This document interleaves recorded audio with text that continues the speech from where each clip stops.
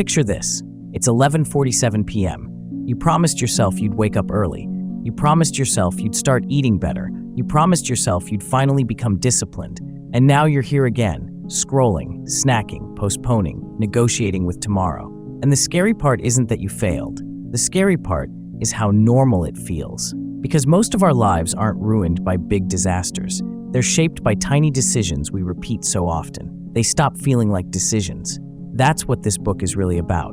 Not motivation, not willpower, not grinding. It's about something quieter, a system that makes change inevitable. And once you see it, you can't unsee it.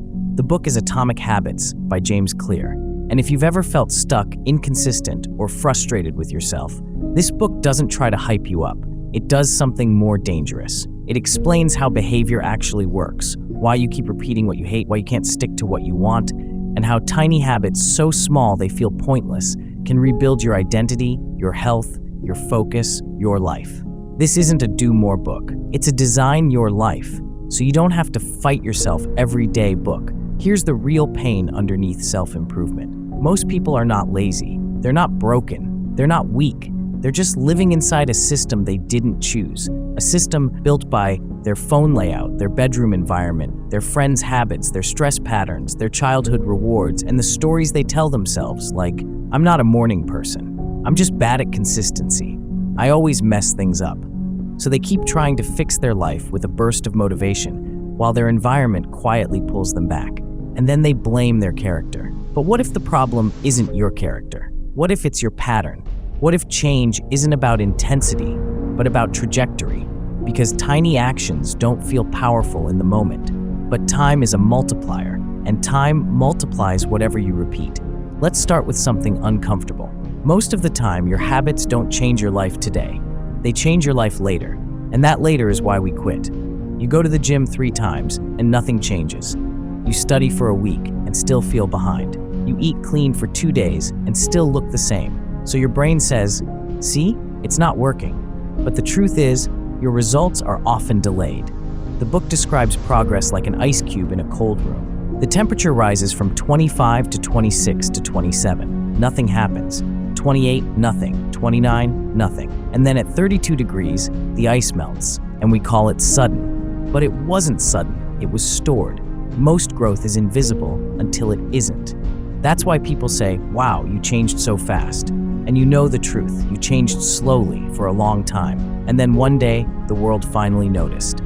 If you feel like nothing is working, maybe you're not failing. Maybe you're just still in the cold room. This one hurts because it attacks what most people believe. We worship goals, lose 10 kilograms, get rich, become productive, wake up at 5 a.m., start a business. But here's the problem. 2 people can have the same goal, and one wins and one loses. So the goal wasn't the difference was the system. Goals decide your direction. Systems decide your daily reality. A goal is a moment. A system is a lifestyle. And if you only chase goals, you get trapped in this cycle. You work hard, you hit the goal, you relax, you fall back, you hate yourself, you restart. But a system doesn't ask, did you win today? A system asks, did you show up today? Because your life doesn't rise to your goals. It falls to your systems. So instead of saying, I want to read 20 books, you build a system like book on your pillow, phone outside the room, 1 page before sleep, track the streak. That's not hype, that's architecture. This is the heart of the book. Most people try to change from the outside in. They say, I want to get fit, I want to be successful, I want to stop procrastinating, but they never change the deeper layer, who they believe they are. Atomic Habits breaks change into 3 layers. Outcomes, what you get. Processes, what you do. Identity, what you believe. And here's the key. Behavior that conflicts with your identity will not last. If deep down you believe, I'm not disciplined, then every time you slip once, your brain goes, yup, that's me, and you stop. So the book flips it. Don't focus on the finish line. Focus on becoming the type of person who could reach it. Not, the goal is to run a marathon, but the goal is to become a runner. Not, the goal is to write a book, but the goal is to become a writer. And how do identities change? This is the most practical part. Every action you take is a vote for the person you want to become. One workout doesn't make you an athlete, but it casts a vote. One page doesn't make you a reader, but it casts a vote. And your identity is basically the story your brain believes because you gave it evidence. So here's the shift. Instead of asking, what should I do? Ask, what would a person like that do? What would a healthy person do right now? What would a focused person do right now? What would a confident person do right now? Then, do the smallest version of that. Not to get a result, but to become someone. Your life changes when you stop asking for motivation and start collecting proof. Now we enter the engine room. Atomic Habits gives a clear model for how habits form. A habit isn't random, it follows a loop. The 4-step habit loop. Cue, something triggers you. Craving, you want relief or reward. Response, you do the behavior. Reward, you get the payoff and your brain learns. Every habit, good or bad, runs on this loop. And because this loop is predictable, you can design it. That's where the 4 laws of behavior change come in. They're basically 4 levers that control habit formation. The 4 laws for building good habits. Make it obvious, cue. Make it attractive, craving. Make it easy, response. Make it satisfying, reward. And to break bad habits, you invert them. Make it invisible. Make it unattractive. Make it difficult. Make it unsatisfying. Now let's turn that into real life. Most people try to build habits in their head. They plan to do it. They hope they'll remember. But the brain doesn't run on hope. It runs on cues. So the first law is simple. Make the cue obvious. Here are 2 powerful tools from the book. Tool A, implementation intention. It's a sentence that kills ambiguity. Not, I'll work out tomorrow, but I will work out at 7:30 a.m. in my room after I brush my teeth. Time, place, trigger. Your brain loves clarity. Tool B, habit stacking. This is one of the best ideas in modern self-improvement. You attach a new habit to an existing habit. After I pour my morning tea, I will read 1 page. After I lock my door, I will take 3 deep breaths. After I sit at my desk, I will write 1 sentence. You don't need a new life. You need a new link in the chain. And then there's the deeper point. Your environment is basically your invisible to-do list. If your phone is on your bed becomes a scrolling station. If snacks are on the counter, your kitchen becomes a temptation trap. If your guitar is in a case, your room becomes a later zone. So make it obvious often means put the right thing in your line of sight. Let your environment do the reminding. Bad habits aren't bad because they feel bad. They're bad because they feel good right now. They offer comfort, distraction, relief, dopamine, escape. So if you want a new habit to compete, it has to feel attractive, not someday. Now, here's a powerful method. Temptation bundling. Pair what you want to do with what you need to do. Examples. Only watch your favorite show while walking on a treadmill. Only listen to your favorite podcast while cleaning. Only drink your fancy coffee while studying. You're basically teaching your brain. This habit comes with a reward. And there's another piece. Your habits are socially contagious. If everyone around you eats junk, you'll feel normal doing it. If everyone around you reads, you'll feel weird not reading. So attraction isn't just internal, it's cultural. Sometimes the biggest hack is, join a group where your desired behavior is normal. Because when a habit is normal, it becomes easier to repeat without friction. This is where most people finally forgive themselves. Because the book makes a brutal point. Your brain is designed to save energy. So when a habit requires effort, your brain fights it. Not because you're weak, because you're human. So instead of demanding more motivation, reduce the friction. Make the habit easy to start. The 2-minute rule. When you start a new habit, scale it down to 2 minutes. Read before bed becomes read 1 page. Run every day becomes put on running shoes. Meditate becomes sit and breathe for 2 minutes. Write becomes open the document. Why? Because the biggest barrier is not doing the habit, it's starting the habit. And once you start, continuation becomes easier. The goal isn't to do the perfect habit. The goal is to become the kind of person who shows up. You're building the gateway habit. Reduce friction for good habits. If you want to practice guitar, keep it on a stand. If you want to eat healthier, pre-cut vegetables. If you want to wake up early, charge your phone away from your bed.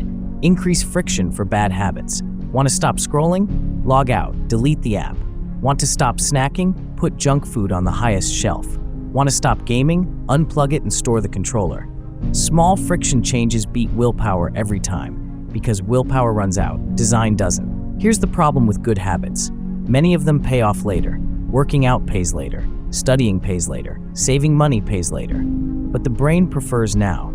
So the 4th law says, make it satisfying. The book's core rule here is simple. What gets rewarded gets repeated, so you need immediate satisfaction. not huge, just enough to make the brain say, do that again. Habit tracking. A habit tracker is not about obsession, it's about a visible reward progress. Checking a box feels good, keeping a streak feels satisfying, watching the chain grow feels like identity.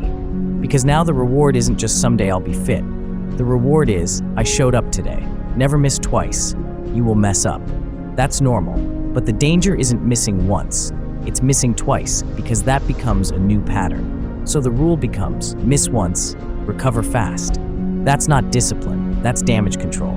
That's how you protect identity. Now let's flip the laws. Bad habits don't need to be fought emotionally. They need to be redesigned mechanically. 1. Make it invisible. Remove cues. Change environments. Stop triggering yourself. 2. Make it unattractive. Don't romanticize the habit. Connect it to what it costs you, your time, your focus, your confidence, your future self. Sometimes the most powerful sentence is, this is stealing my life in exchange for comfort. 3. Make it difficult. Add steps. Add friction. Add barriers. 4. Make it unsatisfying. Add accountability. If you're trying to quit something that keeps winning in secret, bring it into the light. Not with shame, with structure, an accountability partner, a public commitment, a consequence you respect. The Goldilocks zone. You stay motivated when the challenge is not too easy, not too hard. If it's too easy, you're bored. If it's too hard, you quit. The sweet spot is where you feel stretched but capable. That's where habits become a craft. The hidden risk of success. There's a strange warning in this book. Once a habit becomes automatic, you can stop paying attention. And when you stop paying attention, your good habit becomes a mindless routine. So the long-term game is not just habits, it's reflection. You keep the system alive by reviewing it, not with stress, with honesty. Sometimes the most painful truth is this: you don't rise to the person you want to be. You fall to the person your days are training you to be. And your days are training you whether you like it or not. Every scroll is practice. Every procrastination is practice. Every tiny excuse is practice. But so is every small win. And the beautiful part is, you don't need to change your whole life today. You just need to cast one vote. So if you take one thing from Atomic Habits, let it be this: you're not stuck because you lack potential. You're stuck because your system keeps voting for the old you. And the future version of you, the calmer you, the stronger you, the focused you, isn't waiting for a magical day. They're waiting for evidence. One small action, repeated, until it becomes normal, until it becomes identity. Because in the end, your habits aren't just what you do. They're what you believe about yourself. And the quietest way to change your life is to change what you repeat. If any part of this made you look at your own routines differently, maybe that's enough for today. Because sometimes one idea doesn't just inform you, it quietly follows you back into your life. And if you enjoy learning life through powerful books, then you're in the right place. Not for motivation, for meaning, for systems, for becoming. And we'll keep turning pages together.